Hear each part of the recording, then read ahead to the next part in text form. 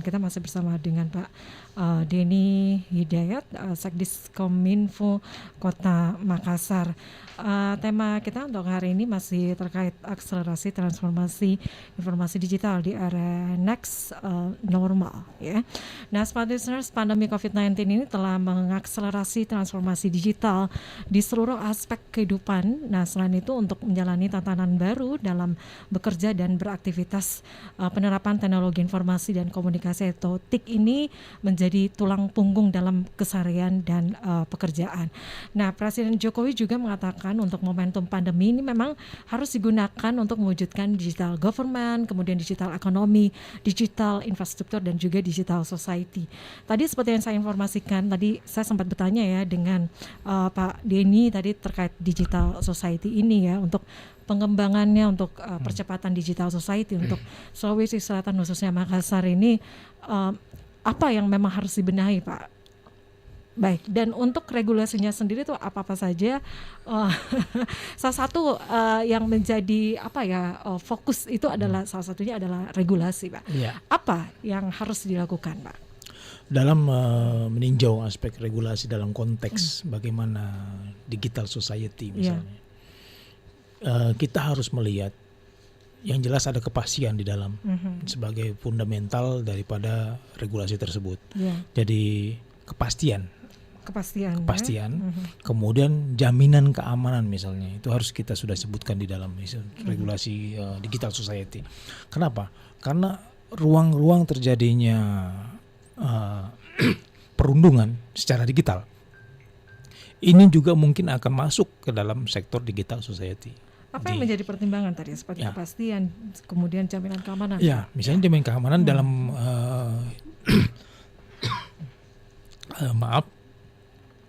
keamanan ini misalnya secara digital. Jangan ada masuk kemudian perundungan secara digital masuk ke dalam situ. Jika terjadi hal-hal itu, bagaimana konsep cara mengelola, menangani dan atau meminimalkan terjadi perundungan digital. Kemudian saya minum dulu. Maaf. Silakan. Baik. Nah, kepastian hukum ini jelas. Tujuan daripada superstruktur atau regulasi adalah memberikan kepastian.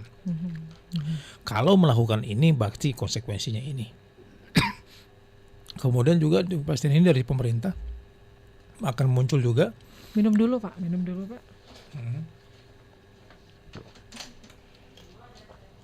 Ya, ini kemudian dari pemerintah juga akan kelihatan dalam kewajiban pemerintah harus melakukan step apa untuk menjamin masyarakat. Oh, tiba-tiba gatal. Nah, Oke. Ya. Jadi itu ya. Jadi untuk digital society ini itu harus adanya kepastian hukum ya. Jadi jangan, dan yang kedua itu adalah jaminan keamanan ya. Oke. Itu hanya beberapa aspek. Itu hanya ada beberapa aspek. Tentunya nanti dari regulasi ini menjadi kewenangan daripada OPD yang lain untuk mempersiapkan itu daripada masukan-masukan kami dari instansi teknis. Oke. Baik. Ini dari dua kepastian hukum kemudian jaminan keamanan. Untuk bisa pengimplementasiannya sendiri itu bagaimana Pak ke depannya? Apa yang menjadi tantangan Pak? Ya, yang harus kita perhatikan juga adalah jangan sampai kemudian transformasi digital ini mengakibatkan digital divide atau kesenjangan digital. Pemerintah harus mempersiapkan kesetaraan akses, kemudahan akses di ruang-ruang publik yang kemudian harus semakin kompetitif.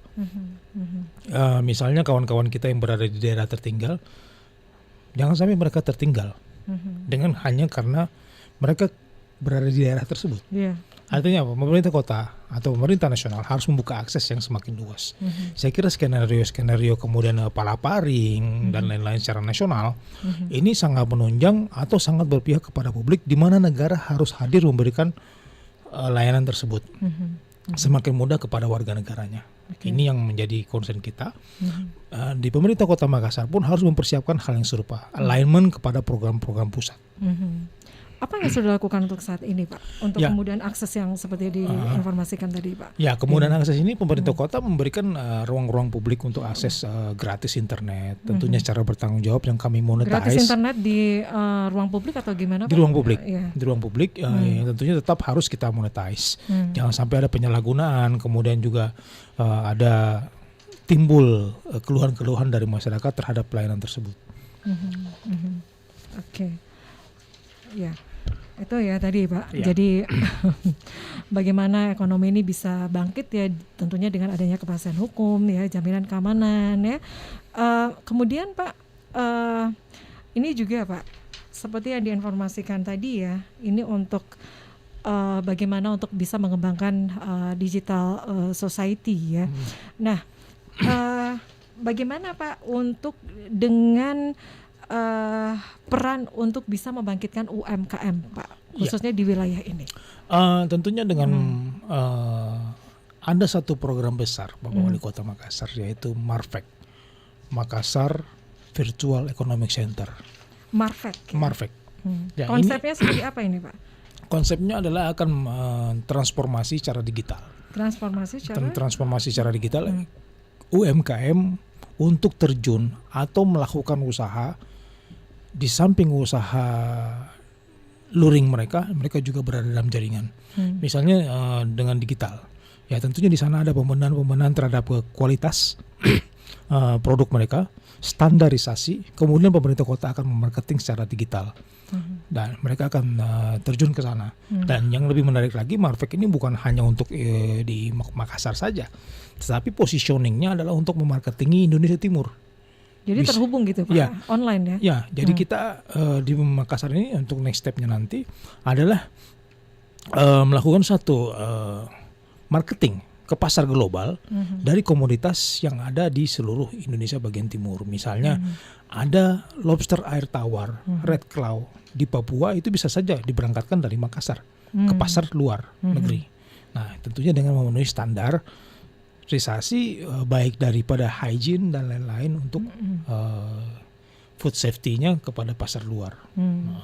Ini sudah menjadi fokus utama gitu ya Pak? Yes, ya, ini salah satu flagship UMKM ya. Ya, ini salah satu flagship program yang di Makassar.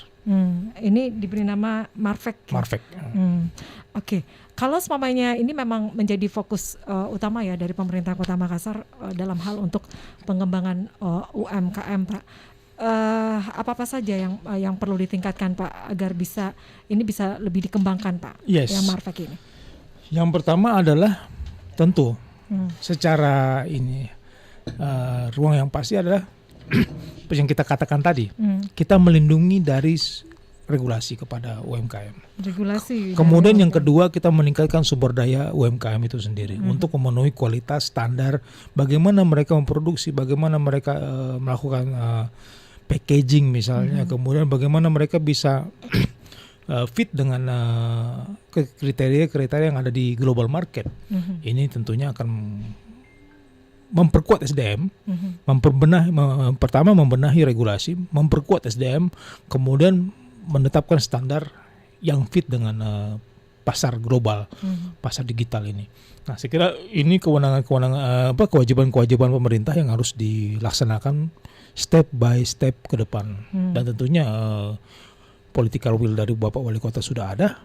Menjadi keharusan adalah goodwill dari setiap OPD untuk bisa melakukan skenario-skenario yang konstruktif terhadap program tersebut.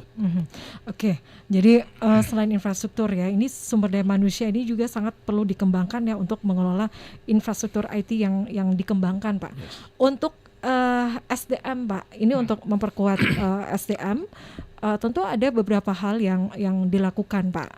Apa saja yang sudah dilakukan oleh pemerintah kota saat ini Pak? Ya, pemerintah kota sudah melakukan kerjasama dengan salah satu lembaga di Singapura. Kemudian ini mudah-mudahan dalam waktu dekat bisa berjalan ini untuk bisa melakukan training terhadap peningkatan kualitas SDM di internal Pemkot dengan menggunakan standar yang ada di luar.